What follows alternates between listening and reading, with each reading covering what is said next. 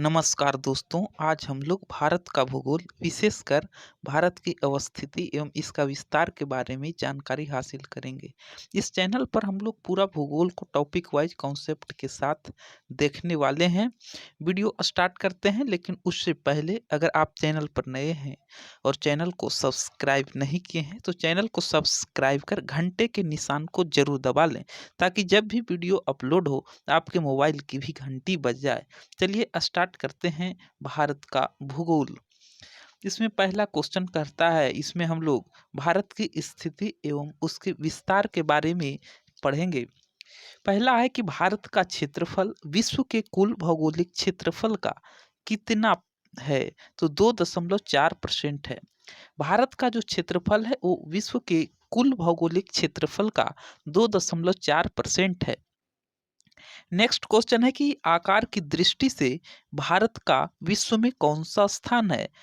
आकार की दृष्टि से भारत का विश्व में 7वां स्थान है। क्षेत्रफल की दृष्टि से सबसे बड़ा जो हो जाएगा विश्व में, वो सबसे क्षेत्रफल की दृष्टि से रूस हो जाएगा, उसके बाद कनाडा हो जाएगा, उसके बाद संयुक्त राज्य अमेरिका तीसरे स्थान पर।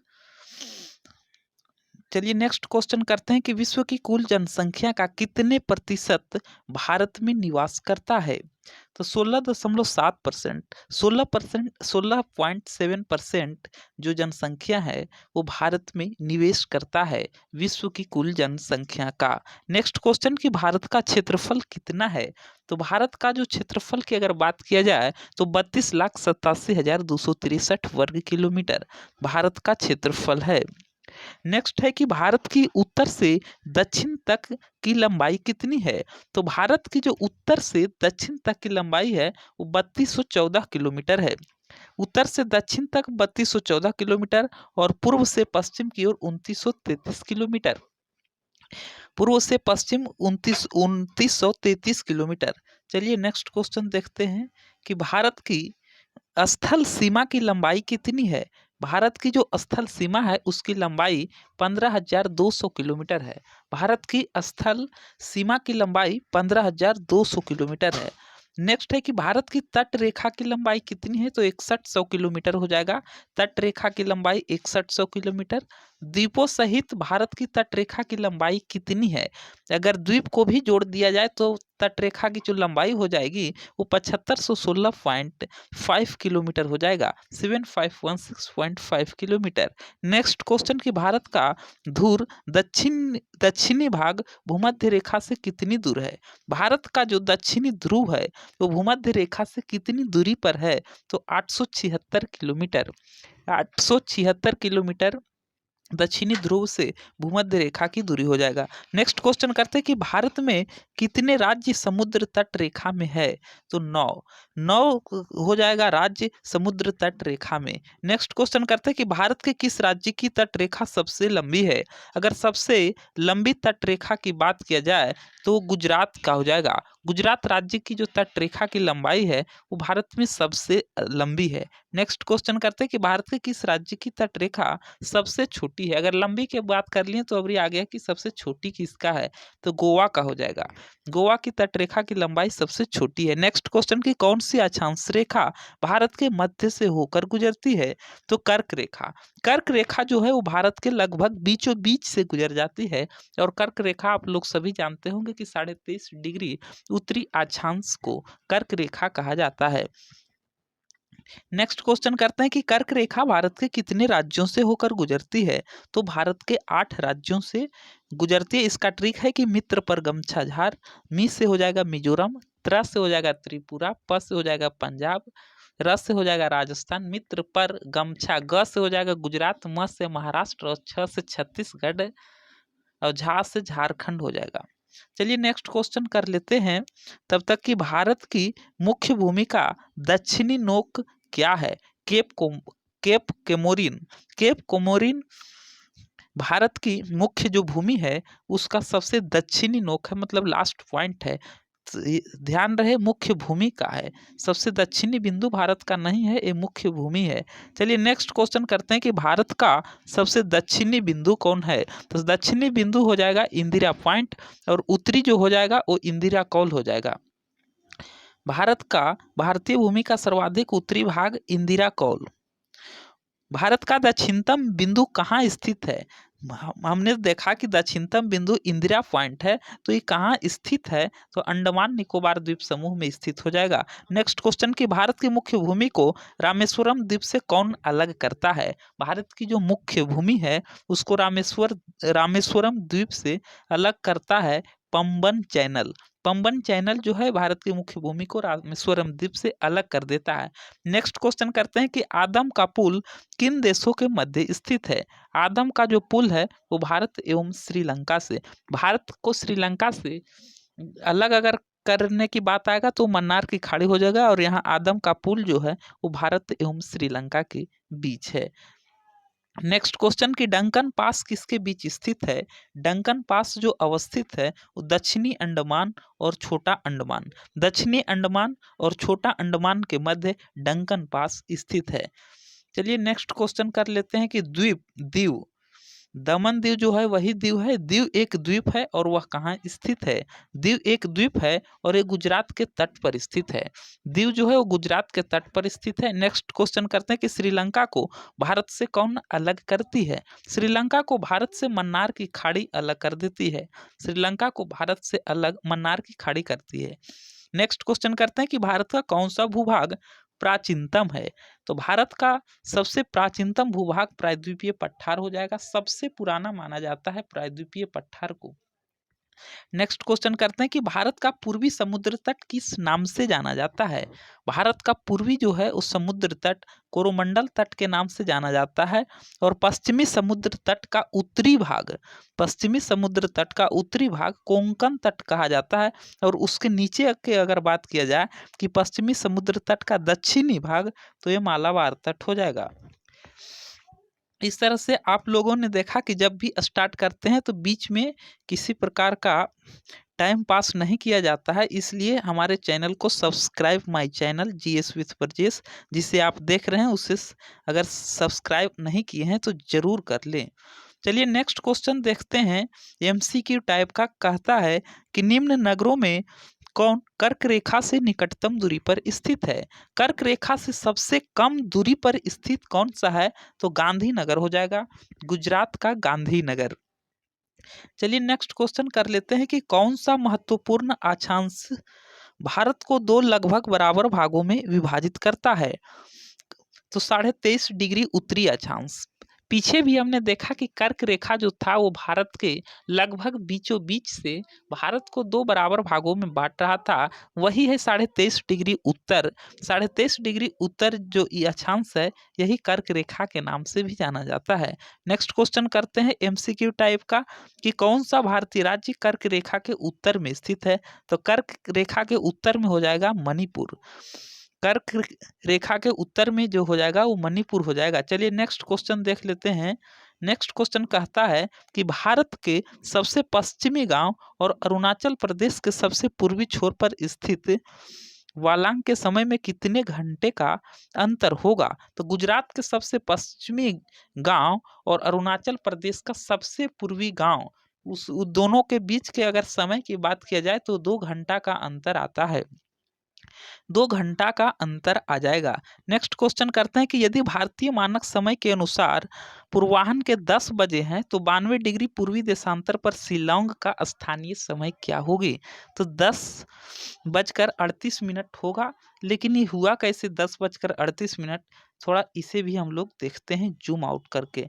देखिए यहाँ पर कह रहा है कि पूर्वाह्न के 10 बजे हैं, पूर्वाह्न के 10 बजे हैं, ठीक है, 10 तो बजा हुआ है, और 92 डिग्री क्या है? पूर्वी, 92 डिग्री जो है वो पूर्वी देशांतर है, तो 92 डिग्री पूर्वी देशांतर है, और हम लोग टाइम का जो गिनती भारत में होता है वो 82.5 डिग्री पूर्वी देशांतर से, 82.5 डिग्री पूर्वी देशांतर से गिनती करते हैं, और पूरब में अगर जाएंगे की ओर तो मेरा टाइम जो होगा वो क्या होगा? इंक्रीज होगा, पूरब की ओर जाने पर टाइम बढ़ेगा, और अगर पश्चिम की ओर आए तो हमारा टाइम घटेगा।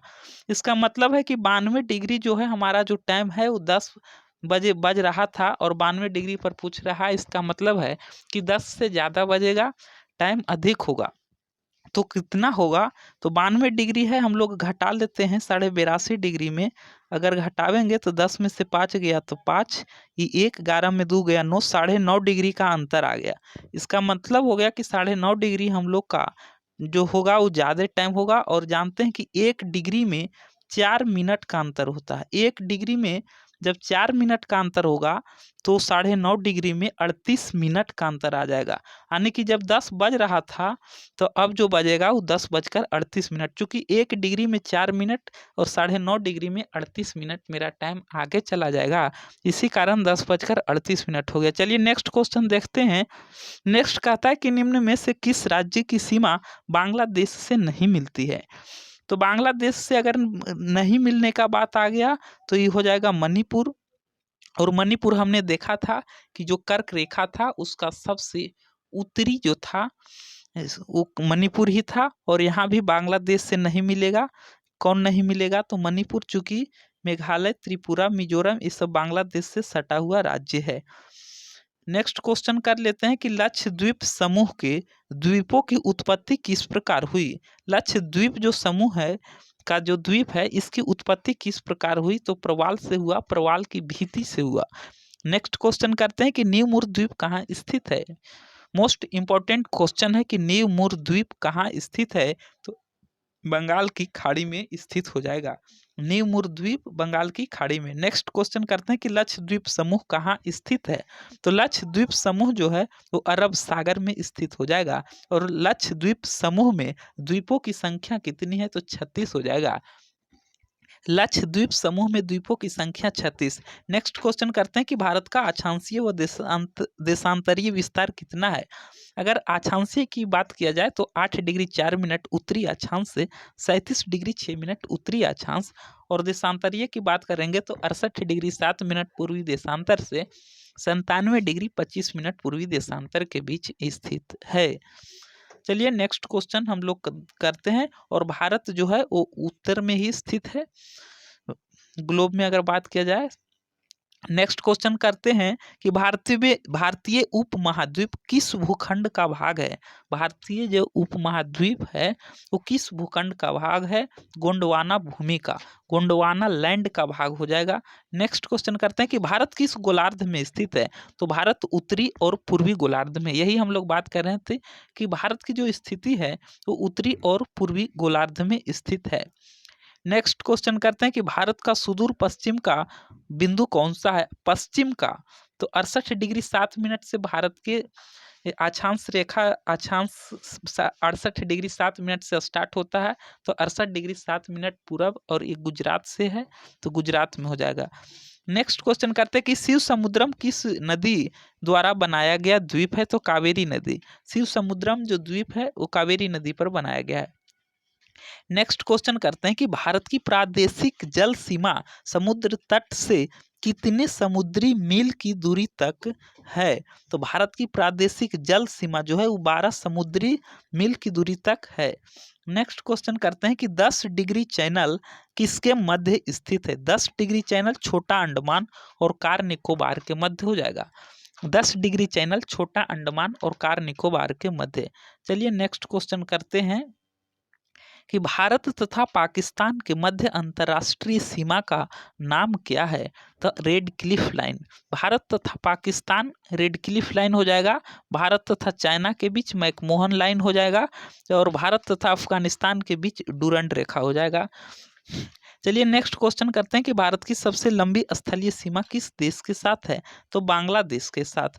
सबसे लंबी स्थलीय सीमा बांग्लादेश के साथ लगता है। अगर कितना लगता है भाई, तो 4096 किलोमीटर लगता है बांग्लादेश से भारत की सीमा। और सबसे जो अगर छोटा की बात किया जाए तो अफगानिस्तान से लगता है 80 किलोमीटर। 80 किलोमीटर अफगानिस्तान की, और सबसे कम लगता है। भारत की सबसे छोटी स्थलीय सीमा किस देश के साथ लगता है, तो अफगानिस्तान के साथ 80 किलोमीटर। नेक्स्ट क्वेश्चन देखते हैं कि भारत के किस राज्य में थार मरुभूमि स्थित है। राजस्थान में। थार मरुभूमि राजस्थान में हो जाएगा। नेक्स्ट क्वेश्चन करते हैं कि भारत का मानक समय कितने डिग्री देशांतर पर आधारित है, तो 82 डिग्री 36 मिनट पूर्वी देशांतर। यही हमने पीछे बात किया कि लगभग 82.5 डिग्री पूर्वी देशांतर रेखा से भारत की जो समय है उसकी गिनती की जाती है। नेक्स्ट क्वेश्चन करते हैं कि भारत के कुल भूभाग का कितना प्रतिशत पर्वतीय है, तो 11%। कुल भूभाग जो है भारत का वो पर्वतीय है 11%।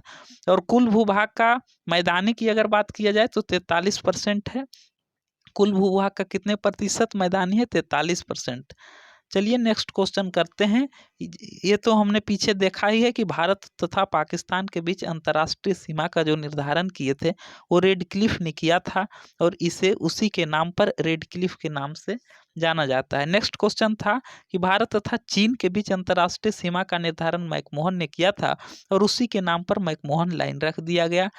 नेक्स्ट है कि भारत और पाकिस्तान के मध्य अंतर्राष्ट्रीय सीमा का जो निर्धारण किए थे वो डूरंड जी ने किए थे, और उन्हीं के नाम पर ये डूरंड लाइन हो गया। चलिए नेक्स्ट देखते हैं। देखिए यहाँ पर है कि पड़ोसी देशों के साथ भारतीय सीमा की लंबाई। अगर भारत की क्या स्थलीय सीमा देखते हैं कि किस देश के साथ लगता है, तो 7 देशों के साथ लगता है। बांग्लादेश, चीन, पाकिस्तान, नेपाल, म्यांमार, भूटान और अफगानिस्तान। बांग्लादेश से सबसे ज़्यादा 4096 किलोमीटर, उसके बाद चीन से 3917, उसके बाद पाकिस्तान से, फिर नेपाल से लगता है 1752, म्यांमार से 1458, भूटान से 587 और सबसे कम अफगानिस्तान से लगता है 80 किलोमीटर। इस तरह से हम लोगों ने पूरा देख लिए हैं भारत के भूगोल को, इसकी अवस्थिति। कल इससे नेक्स्ट देखेंगे, वो और इम्पोर्टेंट है। इस तरह से पूरा वीडियो देखने के लिए आप लोग को धन्यवाद। तब तक के लिए जय हिंद, जय भारत। अब हम लोग कर देते हैं वीडियो को समाप्त, चूँकि 16 मिनट तक पहुँच गया।